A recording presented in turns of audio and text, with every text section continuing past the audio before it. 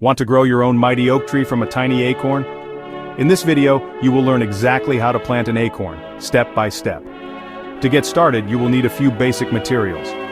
Pick mature, brown acorns without holes or cracks. Avoid green or damaged acorns. Soak the acorns in water for 24 hours.